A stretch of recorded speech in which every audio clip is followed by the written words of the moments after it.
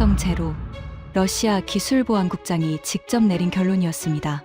28년간 한국의 로켓 기술을 막기 위해 칸막이를 세우고 가짜 도면을 넘기고 도청까지 했습니다. 그런데 12년 뒤 누리호가 하늘로 솟아오른 순간 그의 손에서 커피잔이 떨어졌습니다. 러시아가 60년 걸린 기술을 한국이 12년 만에 찢어버린 겁니다. 전 세계가 경악했고 러시아는 충격에 빠졌습니다. 지금부터 그 충격적인 역전의 전말을 공개합니다. 시작하기 전 구독과 좋아요, 그리고 대한민국 화이팅 댓글로 한국을 응원해주세요. 모스크바 외곽 로스코스모스 본부 4층 보안국장실에 아침 햇살이 비치고 있었습니다. 오래된 참나무 책상 위에는 소련 시절 로켓 모형이 놓여 있었고 벽에는 보스토크 1호의 흑백 사진이 걸려 있었죠. 커피향이 사무실을 가득 채우고 있었습니다. 평범한 아침이었습니다. 그런데 그 순간 사무실 한쪽 벽에 걸린 TV 화면에 속보 자막이 떴습니다. 저는 커피잔을 들고 무심히 화면을 바라봤죠. 한국 누리호 3차 발사 완전 성공, 실용 위성 궤도 투입 성공, 세계 7번째 독자 우주발사체 보유국 등극. 커피잔이 손에서 미끄러졌습니다. 뜨거운 커피가 바닥에 쏟아지는 것도 느끼지 못했죠. 심장이 멈추는 것 같았습니다. 화면 속에서 하얀 로켓이 불기둥을 뿜으며 하늘로 솟아오르고 있었습니다. 나로우주센터 발사대에서 굉음과 함께 치솟는 그 로켓의 이름은 누리호. 순수 한국 기술로만 만든 발사체였습니다. 저는 믿을 수가 없었습니다. 손이 떨리기 시작했죠. 천천히 책상 서랍을 열었습니다. 맨 아래 칸, 먼지가 쌓인 갈색 폴더 하나를 꺼냈죠. 표지에는 붉은 글씨로 기밀이라고 찍혀 있었습니다. 15년 전 제가 직접 작성한 보고서였습니다. 대한민국의 독자 우주발사체 개발 가능성 평가. 결론, 가능성 제로. 제가 직접 쓴 문장이었습니다. 28년간 단 한 번도 틀린 적이 없다고 자부했던 저희 분석이었죠. 그 보고서를 바라보는 제 눈앞이 흐려졌습니다. 15년 전의 확신이 산산이 부서지는 소리가 귓가에 울렸습니다. 도대체 어디서부터 잘못된 것일까요? 여러분, 이 이야기를 하려면 저부터 소개해야 합니다. 그리고 그 시작은 지금으로부터 꽤 먼 과거로 거슬러 올라갑니다. 저는 세르게이 코발렌코입니다. 러시아 연방우주공사 로스코스모스의 기술보안국장을 28년간 맡았던 사람이죠. 기술보안국장이라는 직함이 생소하실 겁니다. 쉽게 말하면 러시아의 우주 기술이 단 한 줄이라도 외국으로 빠져나가지 않도록 감시하는 것이 제 일이었습니다.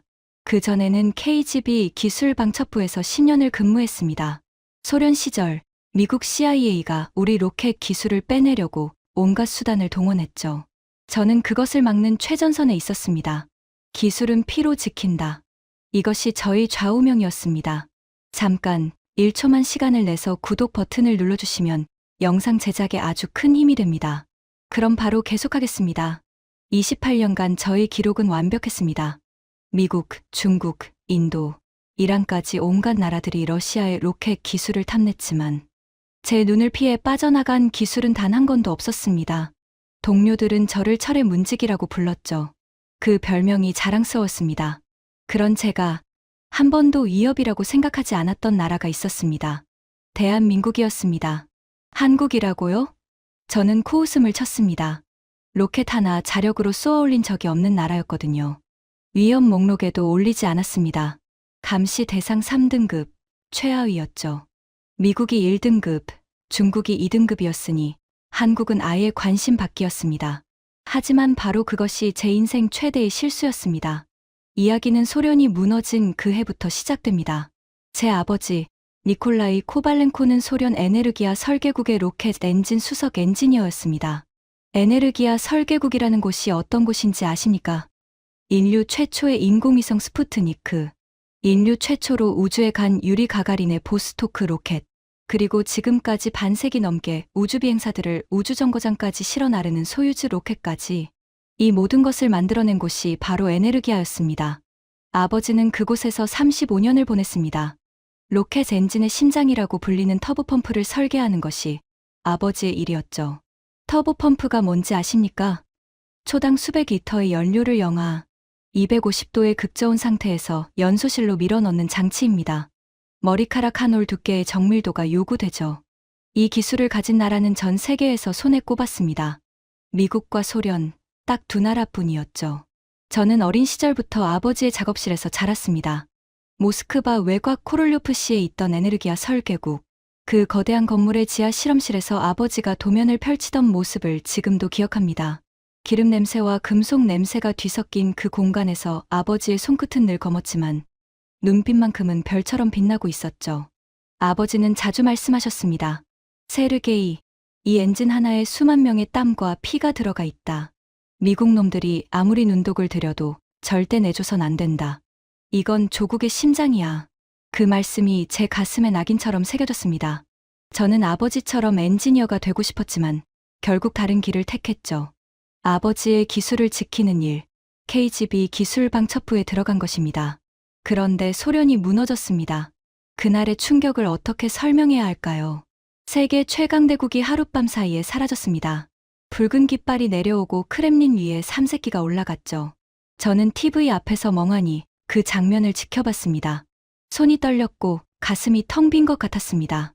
하지만 진짜 참혹한 것은 그 이유였습니다. 러시아 경제가 무너졌습니다. 물가가 하루가 다르게 치솟았고 루블화 가치는 종이 조각 수준으로 추락했죠. 에네르기아 설계국도 예외가 아니었습니다. 세계 최고의 로켓 과학자들이 6개월째 월급을 못 받았습니다. 아버지도 마찬가지였죠. 35년간 소련의 우주 영광을 만들어 온 수석 엔지니어가 퇴근 후 택시 운전을 해야 먹고 살 수 있었습니다. 손끝으로 터보펌프의 0.01mm 오차를 잡아내던 그 정밀한 손이 낡은 택시 핸들을 잡고 모스크바 밤거리를 달려야 했던 것이죠. 아버지만이 아니었습니다. 에네르기아 설계국의 동료들이 하나둘씩 떠나기 시작했습니다. 누구는 이스라엘로, 누구는 인도로, 누구는 중국으로. 먹고 살기 위해 외국의 기술을 팔아야 했던 겁니다. 60년간 쌓아올린 소련의 우주 기술이 물처럼 빠져나가고 있었습니다. 아버지는 끝까지 남았습니다. 하지만 몸이 버텨주지 못했죠. 아버지가 쓰러지신 것은 소련이 무너진 지 3년째 되던 겨울이었습니다. 모스크바 시립병원, 형광등 불빛이 차갑게 내리쬐는 병실에서 아버지는 저를 불렀습니다.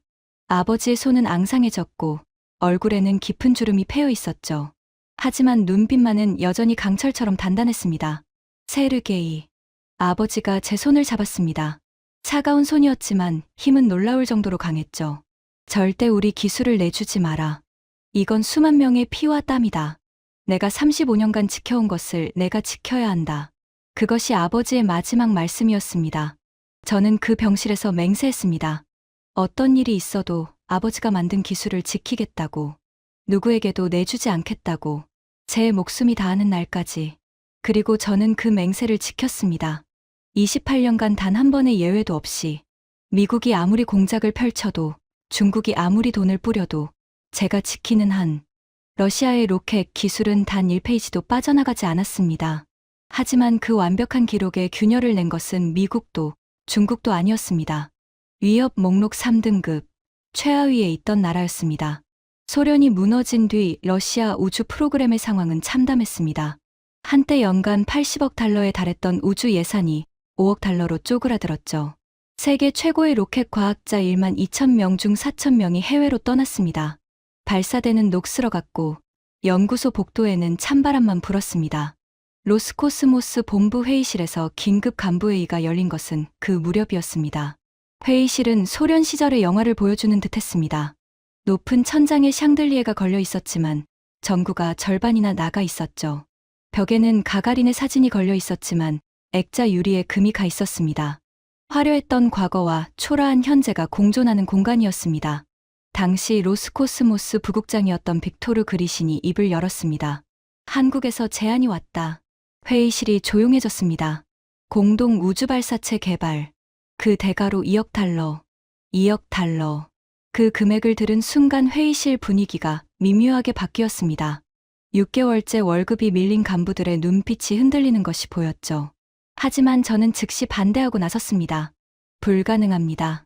모든 시선이 저를 향했습니다. 한국과 공동 개발이라고요?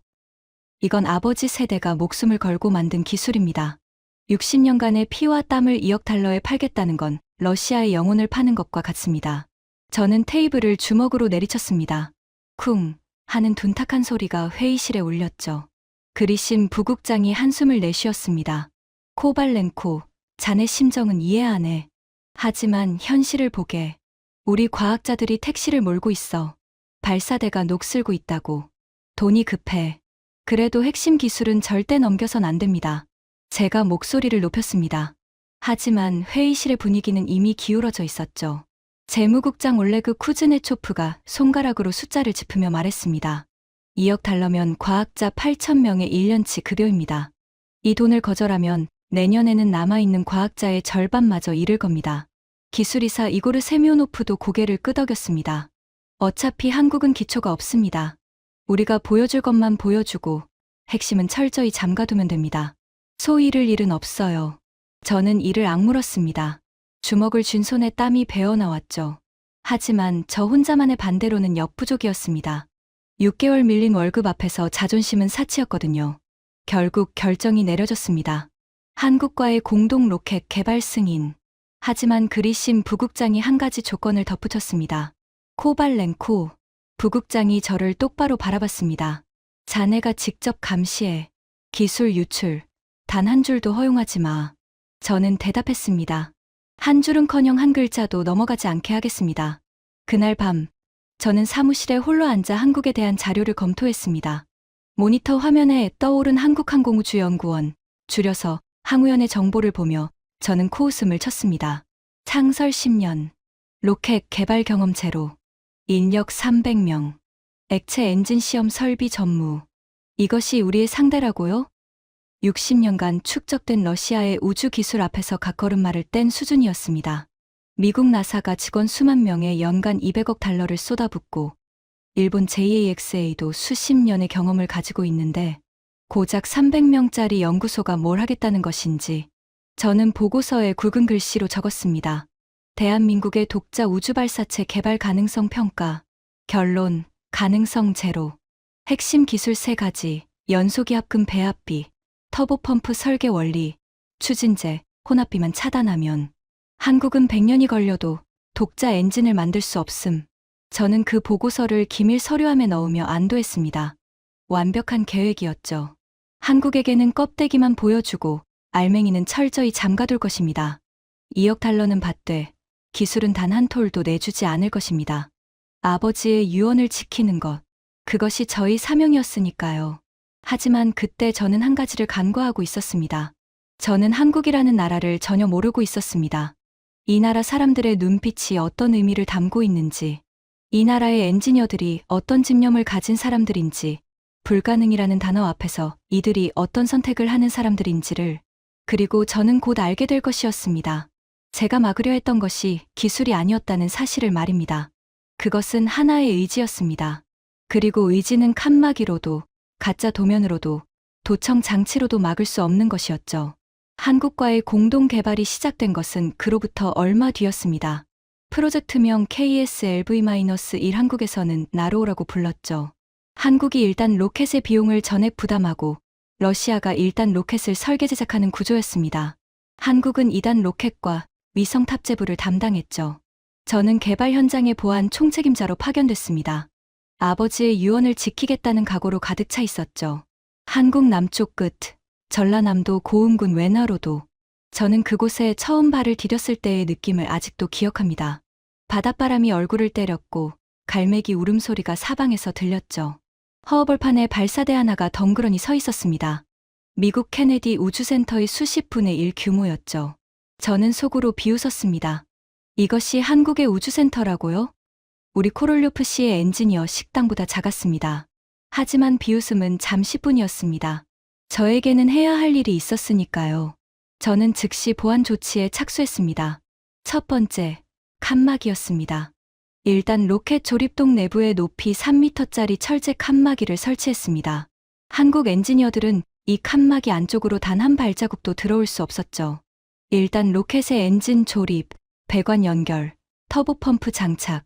이 모든 작업은 칸막이 안쪽에서 러시아 엔지니어들만 수행했습니다. 한국 엔지니어들은 칸막이 바깥에서 소리만 들을 수 있었습니다. 금속이 부딪히는 소리, 용접기가 타닥거리는 소리, 러시아어로 주고받는 지시 소리. 하지만 무엇을 어떻게 하고 있는지는 볼 수 없었죠. 두 번째, 가짜 도면이었습니다. 한국 측에 제공하는 기술 문서에 의도적으로 15%의 오류를 삽입했습니다. 연소기 내벽의 냉각 채널 간격을 2mm 틀리게 적었고 터보펌프 임펠러의 곡률 반경을 5% 왜곡했죠. 추진제 혼합비도 미세하게 바꿔놓았습니다. 한국이 이 문서를 그대로 따라하면 엔진이 폭발하도록 설계한 것입니다. 세 번째, 도청이었습니다. 한국 엔지니어들이 묵는 숙소와 회의실에 초소형 도청 장치를 설치했습니다. 이들이 무엇을 논의하는지, 어디까지 파악했는지를 실시간으로 감시했죠. 네 번째, 인력 차단이었습니다. 러시아 엔지니어 중 한국 측에 호의적인 태도를 보이는 사람이 있으면 즉시 교체했습니다. 개발 초기에 젊은 엔지니어 하나가 한국 측 연구원과 점심을 함께 먹은 적이 있었죠. 저는 그날 밤 그를 불러 경고했습니다. 적에게 동정을 보이는 자는 배신자다. 다음에는 모스크바로 돌려보내겠다. 그 엔지니어는 다음 날부터 한국 측과 눈도 마주치지 않았습니다. 저는 이 모든 조치가 당연하다고 생각했습니다. 국익을 위한 것이니까요. 아버지가 목숨을 걸고 만든 기술을 지키는 것이니까요. 한국 엔지니어들의 첫인상은 어땠냐고요? 솔직히 말하면 무시했습니다. 키가 작고 고개를 숙이고 말이 없었거든요. 우리 러시아 엔지니어들처럼 목소리가 크고 당당하지 않았습니다. 회의 때도 대부분 조용히 메모만 했죠. 저는 생각했습니다. 고분고분하군. 이 정도면 통제하기 쉽겠어. 하지만 이상한 점이 하나 있었습니다. 그들의 눈빛이었습니다. 고개는 숙이고 있었지만 눈동자는 쉬지 않고 움직이고 있었습니다. 칸막이 너머로 들리는 모든 소리에 귀를 세우고 우리 엔지니어들의 손동작 하나하나를 놓치지 않으려는 듯했죠. 그때는 그 눈빛의 의미를 몰랐습니다. 나중에야 알게 됐죠. 그것은 굴종이 아니라 관찰이었다는 것을요. 침묵이 아니라 흡수였다는 것을요. 하지만 당시에 저는 그저 만족스러웠습니다. 모든 것이 계획대로였으니까요. 그런데 균열은 예상치 못한 곳에서 시작됐습니다. 나로 조립이 본격화된 어느 날이었습니다. 러시아 엔지니어 팀이 일단 로켓 외벽의 특수 용접 작업을 하고 있었죠. 이 용접은 진공 환경에서 버틸 수 있는 특수 기법이었습니다. 텅스텐 이너트 가스, 줄여서 TIG 용접이라고 하는데 로켓 외벽의 내열 합금을 접합하는데 필수적인 기술이었죠. 이 기법을 제대로 익히려면 최소 석 달은 걸립니다.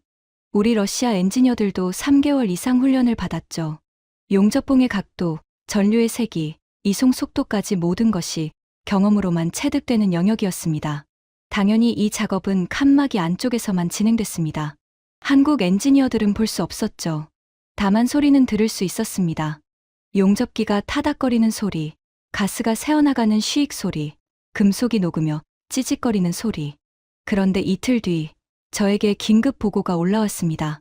보안 요원이 숨을 헐떡이며 뛰어왔습니다. 국장님, 한국 측 조립동에서 이상한 걸 발견했습니다. 저는 한국 측 작업 공간으로 달려갔습니다. 그리고 그곳에서 본 것에 온몸에 털이 곤두섰습니다. 한국 엔지니어들이 2단 로켓 외벽에 TIG 용접을 하고 있었습니다. 문제는 그 품질이었죠. 용접 비드의 균일도, 열 변색 범위, 접합부 강도까지. 우리 러시아 엔지니어의 용접과 거의 동일한 수준이었습니다. 석 달 걸리는 기술을 이틀 만에 재현한 것입니다. 심장이 쿵 하고 내려앉았습니다. 손이 떨리기 시작했죠. 이건 불가능해. 저는 중얼거렸습니다. 아무리 재능이 있어도 이건 불가능한 일이었거든요. 도대체 어떻게 한 것일까? 도청 기록을 확인했습니다. 전날 밤의 녹음이었죠. 한국 엔지니어들의 대화가 들렸습니다. 오늘 칸막이 너머에서 용접할 때 소리 들었지? 타닥 소리의 간격이 0.3초였어. 그리고 가스 유량 밸브 돌리는 소리가 3번 났어. 그 말은 전류를 3단계로 조절했다는 뜻이야. 용접 방향은 소리의 이동으로 추정하면 좌에서 우로, 속도는 초당 약 2mm. 내가 시뮬레이션 돌려봤는데 그 조건이면 최적 각도는 15도에서 20도 사이야. 소리만 듣고 용접 기법을 역추산한 것이었습니다. 저는 녹음을 멈추고 한참 동안 의자에 앉아 있었습니다. 등에 식은땀이 흘렀죠. 이건 단순한 기술력의 문제가 아니었습니다. 집착에 가까운 집념이었습니다. 하지만 더 큰 충격은 그 다음이었습니다. 가짜 도면 사건입니다. 저는 자신이 있었습니다. 한국 측에 넘긴 기술 문서에 15%의 오류를 삽입해뒀으니까요. 연소기 냉각 채널 간격 2mm 오차, 터보 펌프 곡률 5% 왜곡, 추진제, 혼합비 미세 변경.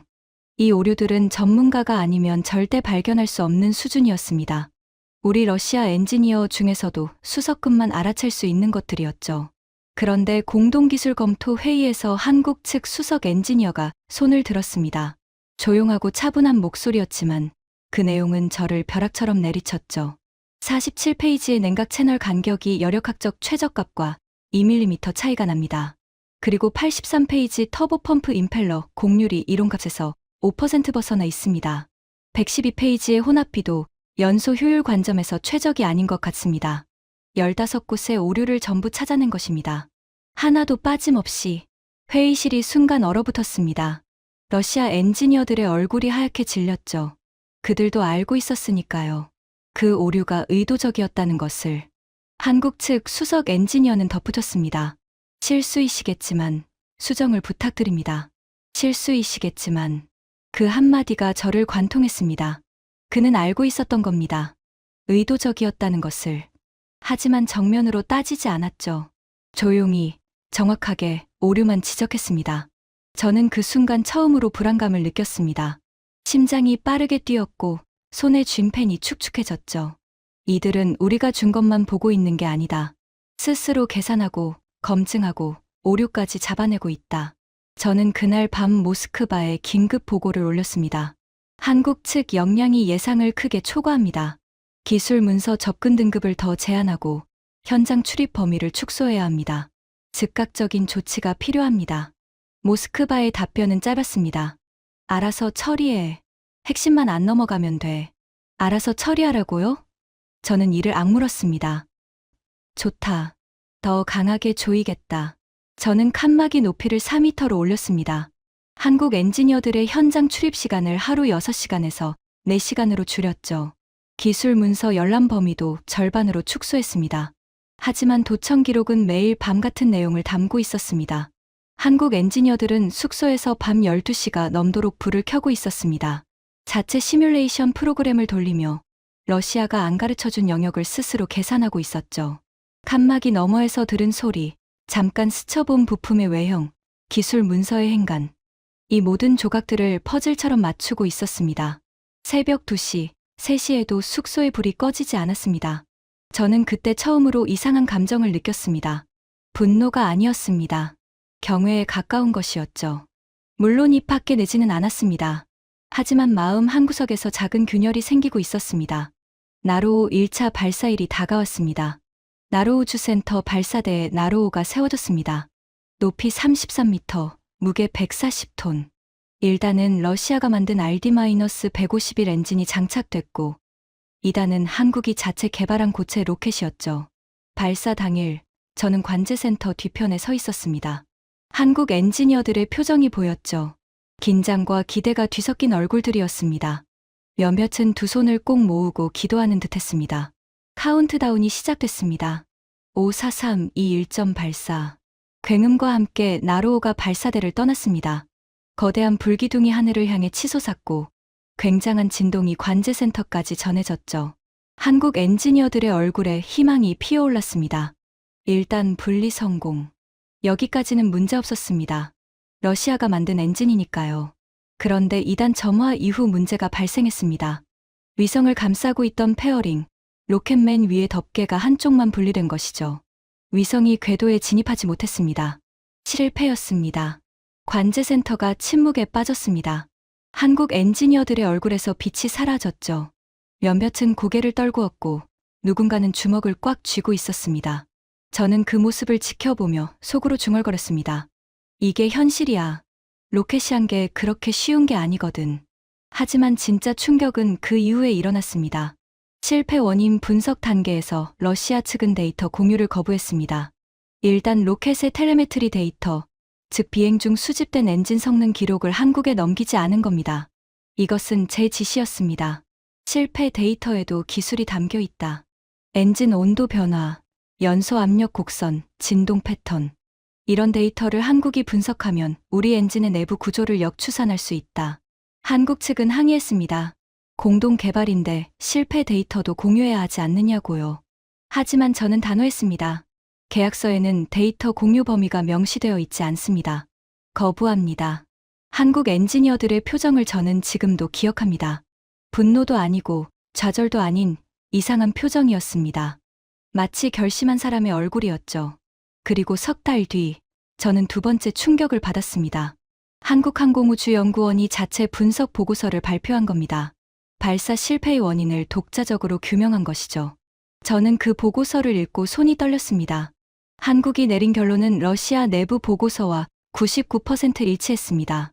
어떻게 이것이 가능합니까? 일단 로켓 데이터를 주지 않았는데 정보 분석팀에 조사를 지시했습니다. 결과는 더 놀라웠죠. 한국 엔지니어들은 발사 당일 수집한 외부 관측 데이터만으로 분석을 해낸 것이었습니다. 지상 추적 레이더 신호, 음향 센서, 적외선 카메라, 자신들이 가진 장비만으로 러시아 엔진의 비행 성능을 거의 완벽하게 재구성했습니다. 그뿐이 아니었습니다. 한국 측 보고서에는 러시아 내부 보고서에도 없는 내용이 하나 있었죠. 페어링 분리 실패의 2차 원인으로 1단 엔진의 미세 진동이 페어링 결합 후의 피로를 누적시켰을 가능성. 러시아 분석팀이 놓친 부분을 한국이 찾아낸 것입니다. 저는 그 보고서를 읽고 오랫동안 창밖을 바라봤습니다. 모스크바의 회색 하늘이 끝없이 펼쳐져 있었죠. 가슴속에서 뭔가가 흔들리는 것을 느꼈습니다. 하지만 인정할 수는 없었습니다. 아직은 나로호 2차 발사도 실패했습니다. 이번에는 일단 로켓이 비행 중 폭발한 겁니다. 137초 만에 공중에서 산산이 부서졌죠. 러시아와 한국은 서로에게 책임을 돌렸습니다. 러시아는 한국의 2단 로켓 문제라고 했고, 한국은 러시아의 1단 엔진 결함이라고 주장했죠. 진실이 밝혀지기까지 오랜 시간이 걸렸습니다. 결국 밝혀진 원인은 1단 엔진의 산화제 공급 라인 이상이었습니다. 러시아 측 문제였죠. 저는 그 사실을 알았을 때 이를 악물었습니다. 우리 엔진의 문제라는 것이 치욕적이었거든요. 하지만 더 치욕적이었던 것은 한국이 이 사실을 먼저 파악하고 있었다는 점이었습니다. 데이터도 없이 자체 분석만으로. 그리고 그때 한국에서 충격적인 발표가 나왔습니다. 한국이 독자 엔진 개발을 선언한 것입니다. 러시아에 의존하지 않고 순수 한국 기술로 75톤급 액체 로켓 엔진을 만들겠다는 것이었죠. 75톤급 액체 로켓 엔진. 이 말이 얼마나 황당하게 들렸는지 아십니까? 75톤급이라는 것은 로켓 엔진이 75톤의 추력을 낸다는 뜻입니다. 이 정도 추력의 엔진을 만들 수 있는 나라는 당시 전 세계에서 미국, 러시아, 유럽, 중국, 일본뿐이었습니다. 그것도 수십 년에 걸쳐 개발한 것이었죠. 러시아가 소유즈 로켓의 RD-107 엔진을 완성하기까지 걸린 시간을 아십니까? 15년입니다. 그것도 소련 전체의 역량을 총동원한 결과였죠. 미국의 세턴 로켓 F1 엔진은 8년, 일본의 에리-7 엔진은 12년이 걸렸습니다. 그런데 한국이라고요? 액체 로켓 엔진 경험 제로, 연소 시험 설비 전무, 핵심 소재 기술 없음. 이 상태에서 75톤급 엔진을 만들겠다? 로스코스모스 복도에서 이 소식이 전해졌을 때 벌어진 일을 말씀드리겠습니다. 웃음이 터져 나왔습니다. 점심시간에 구내 식당에서 엔지니어들이 배를 잡고 웃었죠. 한국이 로켓 엔진을 만든다고? 로켓 엔진이 스마트폰인 줄 아나 봐. 반도체 만들듯이 설계도 찍어서 공장에 넣으면 나오는 줄 아나 보지. 3년 안에 포기할 거야. 내기하자. 저도 웃었습니다. 코웃음이었죠. 로켓 엔진은 반도체가 아닙니다. 설계도만 있으면 되는 게 아니에요. 수천 번의 연소 시험이 필요합니다. 3000도의 화염, 초당 수백 리터의 추진제, 수만 RPM으로 회전하는 터보 펌프. 이 극한 환경에서 모든 부품이 완벽하게 작동해야 합니다. 한 가지라도 어긋나면 폭발이죠. 그래서 로켓 엔진 개발은 실패의 역사입니다. 미국도 소련도 수백 번의 폭발을 겪으며 기술을 쌓아 올렸습니다. 우리 아버지 세대는 동료를 잃기도 했죠. 시험대에서 엔진이 폭발하면 반경 200m가 초토화됩니다. 목숨을 걸고 쌓은 기술이라는 말이 과장이 아닌 겁니다. 한국에게 그런 경험이 있습니까? 없었습니다. 시험대도 없었고 연소 시험도 한 번도 해본 적이 없었죠. 말 그대로 맨바닥에서 시작하는 것이었습니다. 일본의 반응도 비슷했습니다. JAXA의 한 관계자는 이렇게 말했다고 합니다. 우리도 에리-7 엔진 개발에 12년이 걸렸고 중간에 폭발 사고로 연구원을 잃기도 했다. 한국이 어떤 어려움에 직면하게 될지 모르는 것 같다. 미국 나사도 회의적이었습니다. 항공우주 전문 매체에 실린 한 분석가의 코멘트가 기억납니다. 독자 개발은 존중하지만 현실적으로 20년은 잡아야 한다. 한국의 예산 규모로는 더 걸릴 수 있다. 중국 국가항천국도 마찬가지였습니다. 중국은 이미 장정 로켓 시리즈로 수십 년의 경험을 가지고 있었는데 그런 중국 관계자조차 이런 반응이었죠. 기초 없이 시작하는 것은 무모한 도전이다. 국제협력을 통해 단계적으로 기술을 확보하는 것이 현실적인 길이다. 번역하면 혼자서는 못한다는 뜻이었습니다. 저는 이 모든 반응을 보며 안도했습니다. 세계 모든 전문가가 동의하고 있었으니까요. 한국의 독자 개발은 불가능하다.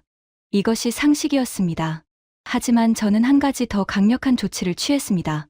한국이 독자 엔진 개발을 선언한 것이 나로호 기술 계약 위반일 수 있다며 국제소송을 검토하라고 법무팀에 지시한 겁니다. 한국이 우리 기술을 기반으로 독자 개발하는 것은 계약 위반입니다. 법적 조치로 아예 싹을 잘라야 합니다. 이것이 그때 제 판단이었습니다. 기술로 막고 법으로 막고 모든 수단을 동원해서 한국의 길을 차단하겠다는 것이었죠. 그리고 저는 기다렸습니다. 3년 안에 포기할 거라고 확신하면서. 하지만 3년이 지나도 한국은 포기하지 않았습니다. 3년이 아니라 7년이 지났습니다. 그 7년 동안 한국에서 무슨 일이 벌어지고 있었는지 저는 꾸준히 추적했습니다. 처음에는 비웃음이었고, 다음에는 무관심이었고, 나중에는 불안이었죠. 한국은 나로우주센터 옆에 엔진 시험 설비를 새로 지었습니다. 맨바닥에서 시작해서 연소 시험대를 직접 설계하고 건설한 겁니다. 한 번도 해본 적 없는 일이었죠. 그리고 연소 시험이 시작됐습니다. 처음에는 실패의 연속이었습니다. 엔진에 불을 붙이면 몇 초 만에 꺼지거나 이상 연소가 발생하거나 터보 펌프가 과열되거나 수십 번의 시도와 수십 번의 실패가 반복됐죠. 우리 정보 분석팀은 이 과정을 세밀하게 추적했습니다. 초기 보고서에는 이런 내용이 적혀 있었습니다. 한국 엔진 연소 시험 현황. 1차 시도, 연소 시간 0.5초 이상 진동으로 긴급 정지.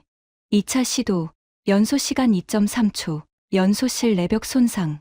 3차 시도, 연소 시간 1.1초, 터보 펌프 과열.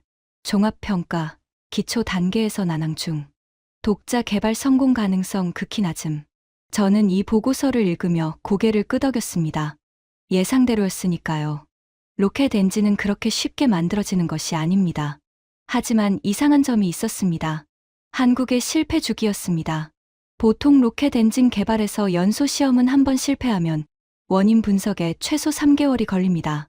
설계를 수정하고 부품을 다시 제작하고 시험을 준비하는데 또 3개월.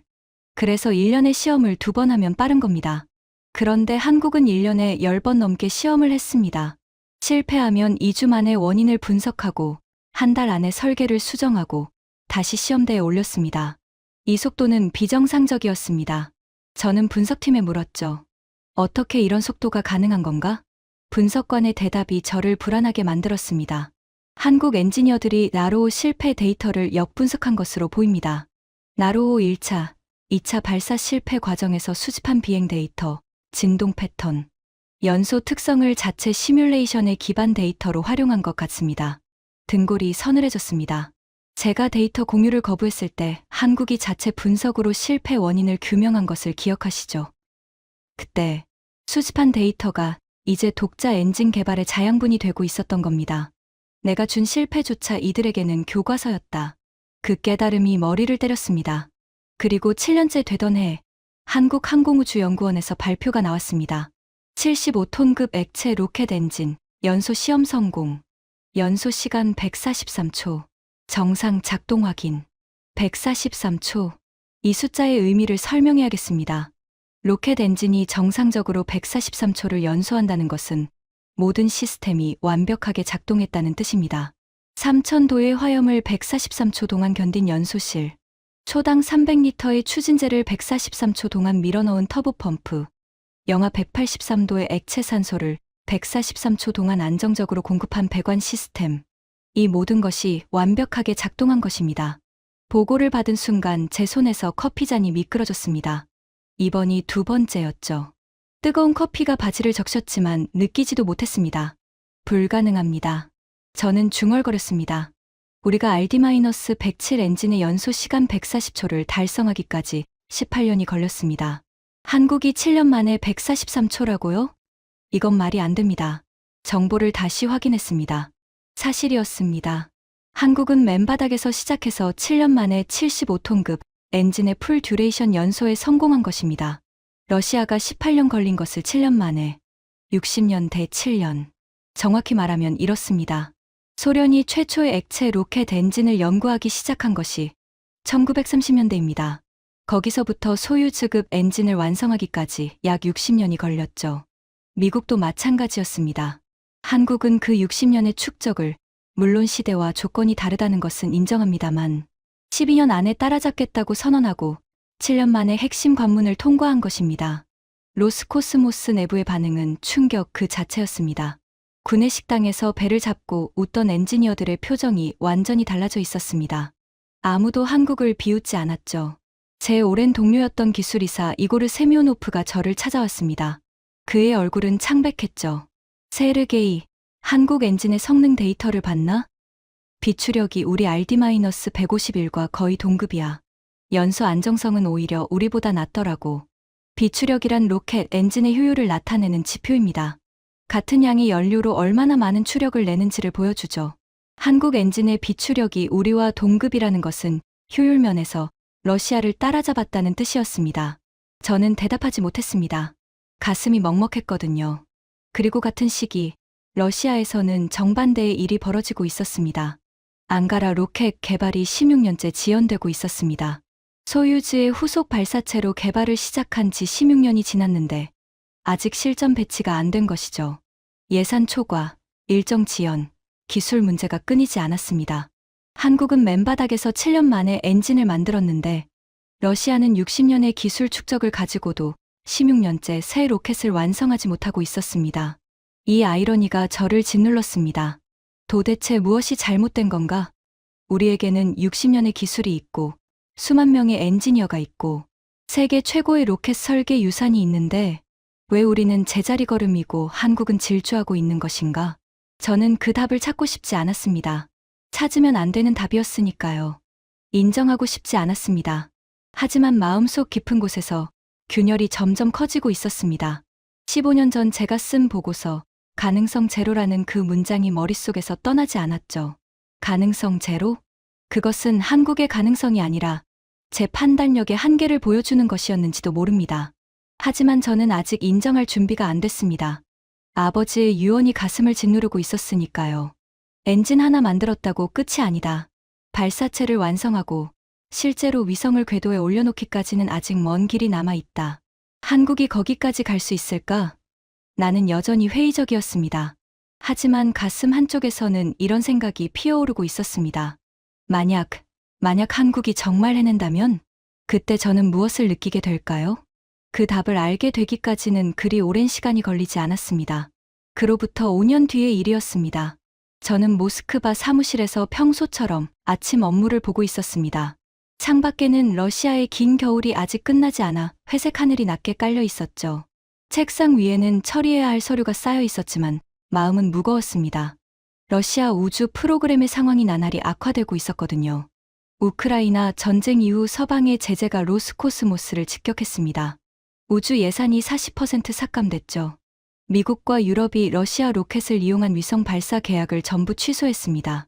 한때 세계 상업 발사 시장의 30%를 차지했던 러시아가 하룻밤 사이에 고객을 잃은 것입니다. 그뿐이 아니었습니다. 핵심 엔지니어들이 해외로 빠져나가고 있었습니다. 제재로 급여가 삭감되자 젊고 유능한 인재들이 프랑스, 미국, 심지어 인도까지 떠나기 시작했죠. 소련 붕괴 때와 똑같은 일이 반복되고 있었습니다. 아니, 더 심각했습니다. 이번에는 기술뿐 아니라 기술을 가진 사람까지 잃고 있었으니까요.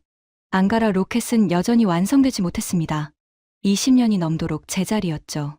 소유즈 로켓은 반세기 전 설계인데 아직도 이것에 의존하고 있었습니다. 이것이 60년 우주 강국 러시아의 현실이었습니다. 그런데 그 아침 TV에서 속보가 나왔습니다. 저는 커피를 마시다가 화면을 봤죠. 대한민국 누리호 3차 발사 나로우주센터에서 실시. 저는 화면에서 눈을 뗄 수 없었습니다. 하얀 발사체가 발사대 위에 서 있었죠. 높이 47m, 무게 200톤. 1단에 75톤급 엔진 4개를 묶어서 300톤의 추력을 만들어냈습니다. 2단에 75톤급 엔진 1개, 3단에 7톤급 엔진 1개. 전부 한국이 독자 개발한 엔진이었습니다. 카운트다운이 시작됐습니다. 관제센터의 목소리가 들렸죠. 5, 4, 3, 2, 1점 발사. 굉음과 함께 누리호가 하늘로 치솟았습니다. 거대한 불기둥이 발사대를 감쌌고 하얀 연기가 하늘을 가르며 퍼져나갔죠. 카메라가 로켓을 추적했습니다. 점점 작아지는 빛의 점이 푸른 하늘 속으로 사라져갔습니다. 1단 분리 성공, 2단 점화 성공, 2단 분리 성공, 3단 점화 성공, 페어링 분리 성공, 위성 분리 성공, 궤도 진입 확인. 모든 단계가 완벽했습니다. 실용 위성 8기를 목표 궤도에 정확히 투입했죠. 한국은 순수 자국 기술로 만든 발사체로 위성을 우주에 올려놓은 세계 7번째 나라가 됐습니다. 한국 관제센터에서 환호성이 터져 나왔습니다. 엔지니어들이 서로 부둥켜 안고 울었죠. TV 화면에 비친 그들의 얼굴에는 눈물과 웃음이 뒤섞여 있었습니다. 저는 그 장면을 보면서 온몸이 굳어버렸습니다. 리모컨을 쥔 손이 떨리고 있었죠. 그때 화면에 한 사람의 얼굴이 클로즈업 됐습니다. 한국항공우주연구원의 엔진 개발 책임자였죠. 머리가 하얗게 센 중년의 남자였습니다. 기자가 소감을 물었고 그는 잠시 말을 잇지 못했습니다. 입술이 떨리고 있었거든요. 12년이 걸렸습니다. 수백 번 실패했고 포기하고 싶었던 적도 셀 수 없이 많았습니다. 하지만 우리는 할 수 있다고 믿었습니다. 그 순간 제 머릿속에 섬광처럼 이미지가 떠올랐습니다. 나로우주센터의 칸막이, 그 3m 높이의 철제 벽 너머에서 소리만 듣고 있던 젊은 엔지니어들. 그들의 조용했지만 쉬지 않고 움직이던 눈동자. 밤 12시가 넘도록 꺼지지 않던 숙소의 불빛. 가짜 도면의 오류 15곳을 전부 찾아내고도 실수이시겠지만 이라고 말했던 그 수석 엔지니어. 그 사람들이었습니다. 그 조용하고 고개 숙인 사람들이 해낸 것이었습니다. 저는 천천히 책상 서랍을 열었습니다.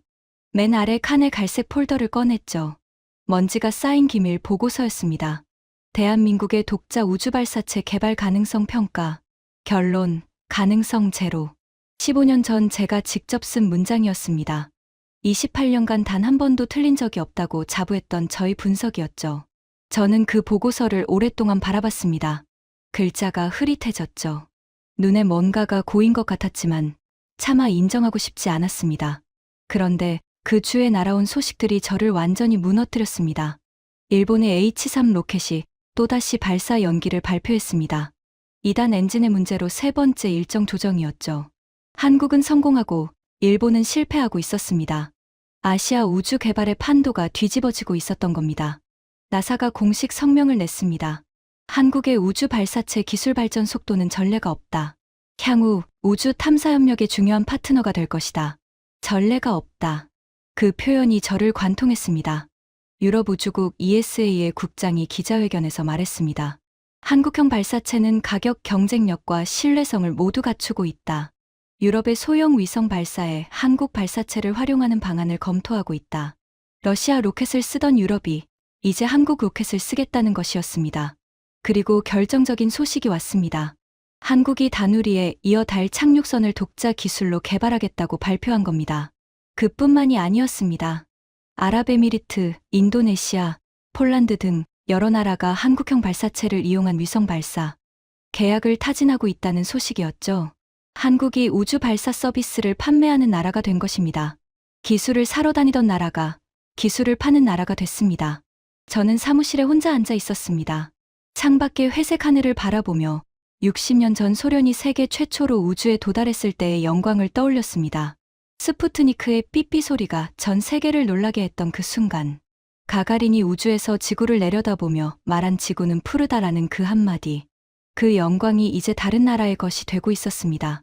저는 책상 위에 보고서를 집어들었습니다. 가능성 제로. 그 문장을 마지막으로 한 번 읽었습니다. 그리고 천천히, 아주 천천히 그 보고서를 찢었습니다. 반으로, 또 반으로. 종이 찢어지는 소리가 조용한 사무실에 울렸습니다. 15년간의 확신이 조각조각 부서지는 소리였죠. 그날 저녁, 저는 모스크바 외곽의 공동묘지를 찾았습니다. 겨울이 끝나가는 시기였지만 묘지에는 아직 눈이 남아 있었습니다. 발밑에서 얼어붙은 눈이 사각사각 소리를 냈죠. 찬바람이 뺨을 스쳤고 코끝이 시렸습니다. 아버지의 묘석 앞에 섰습니다. 회색 화강암에 새겨진 이름이 보였죠. 니콜라이 세르게의 빛이 코발렌코. 소련 에네르기아 설계국 로켓 엔진 수석 엔지니어. 조국의 영광을 위해 평생을 바친 사람. 저는 묘석 앞에 무릎을 꿇었습니다. 차가운 땅이 무릎뼈를 파고들었지만 느끼지 못했습니다. 아버지. 목소리가 떨렸습니다. 제가 지키지 못했습니다. 눈물이 흘렀습니다. 58년 인생에서 KGB 시절에도 소련이 무너질 때도 흘리지 않았던 눈물이었습니다. 뜨거운 것이 뺨을 타고 흘러내렸고 턱 끝에서 얼어붙은 땅 위로 떨어졌죠. 28년간 지켰습니다. 칸막이를 세웠고 가짜 도면을 만들었고 도청까지 했습니다. 할 수 있는 모든 것을 했습니다. 바람이 불었습니다. 묘지의 자작나무 가지가 흔들리며 바스락거리는 소리를 냈죠. 하지만 소용없었습니다. 아버지. 저는 잠시 말을 잇지 못했습니다. 가슴이 벅차올랐거든요. 처음에는 분했습니다. 화가 났어요. 60년간 쌓아올린 것을 12년 만에 따라잡은 나라에 대한 분노. 제 판단이 틀렸다는 사실에 대한 수치심. 아버지의 유언을 지키지 못했다는 죄책감. 저는 주머니에서 찢어진 종이 조각들을 꺼냈습니다. 아까 사무실에서 찢은 보고서였죠. 대한민국의 독자 우주발사체 개발 가능성 제로. 그 조각들을 아버지 묘석 앞에 내려놓았습니다. 하지만 이제 알겠습니다. 제 목소리가 조금 단단해졌습니다. 제가 막으려 했던 것은 기술이 아니었습니다. 아버지. 그것은 한 민족의 의지였습니다. 그리고 의지는 칸막이로도, 가짜 도면으로도, 도청 장치로도 막을 수 없는 것이었습니다. 묘석 위에 눈 결정이 반짝이고 있었습니다.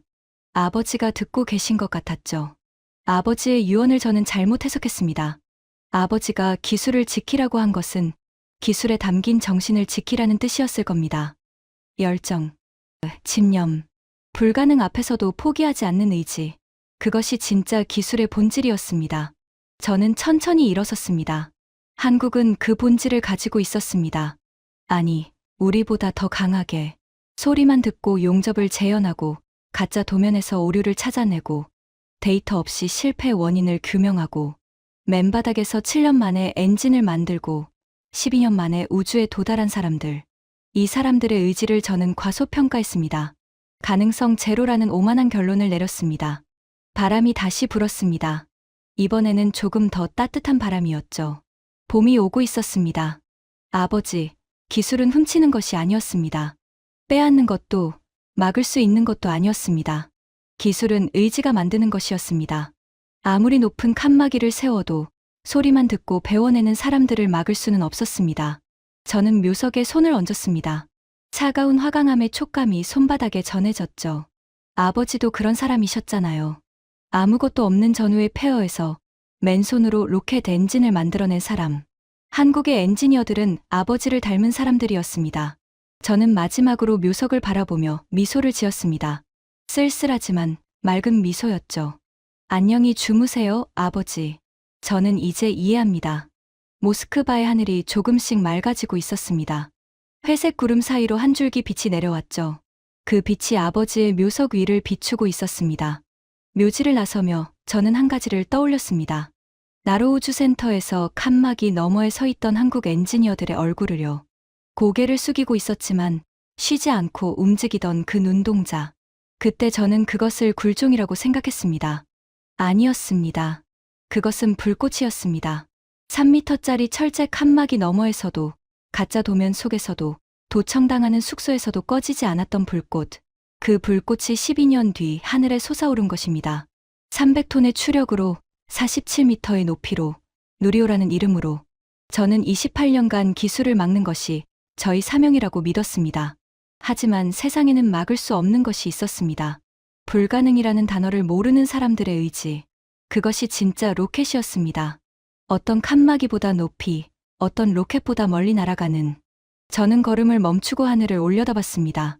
구름 사이로 푸른 하늘이 보였죠. 어딘가 저 위에 한국이 올려보낸 위성이 지구를 돌고 있을 것이었습니다. 60년의 자부심으로도 막지 못한 12년의 의지. 그것이 제가 배운 마지막 교훈이었습니다. 여러분, 오늘 이 이야기를 들으며 어떤 생각을 하셨나요? 저는 이것만큼은 확신합니다. 세상에서 가장 강력한 기술은 설계도에 있는 것이 아닙니다. 사람의 가슴 속에 있습니다. 포기하지 않겠다는 그 한마디가 60년의 벽을 12년 만에 넘게 하는 진짜 엔진이었습니다. 지금까지 러시아 기술보안국장이 28년간 막으려 했지만 결국 막지 못한 대한민국의 충격적인 우주 역전 이야기였습니다. 칸막이 너머에서 소리만 듣고도 포기하지 않았던 우리 엔지니어들의 이야기를 주변에 널리 공유해주세요. 불가능을 가능으로 만든 건 기술이 아니라 우리의 의지였습니다. 구독과 좋아요도 부탁드립니다. 지금까지 감동테라였습니다. 감사합니다.